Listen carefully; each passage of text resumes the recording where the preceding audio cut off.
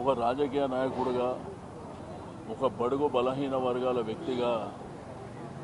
సమైక్య ఆంధ్రప్రదేశ్ రాష్ట్రంలో విశేషమైనటువంటి కార్యక్రమాలలో భాగస్వామ్యం కావడం, ఒక నిజామాబాద్ జిల్లానే కాకుండా రాష్ట్ర వ్యాప్తంగా కూడా ఆయన విశేషమైనటువంటి సేవలు అందించడం. బట్ గడిచిన 3-4 సంవత్సరాల నుంచి వారి ఆరోగ్యం బాగలేకుండా మరి ఇంటికే పరిమితం కావడం, మరి వారు ఈరోజు మరణించడం ఆ కుటుంబానికే కాకుండా ప్రజలకు కూడా తీరని లోటు అని చెప్పి నేను ఈ సందర్భంగా తెలియజేస్తూ, ఆ కుటుంబానికి ఆ భగవంతుడు ధైర్యాన్ని ఇవ్వాలని, మరి అదేవిధంగా ప్రజలు కూడా వారికి అందించినటువంటి విశేషమైనటువంటి సేవల్ని దృష్టిలో ఉంచుకొని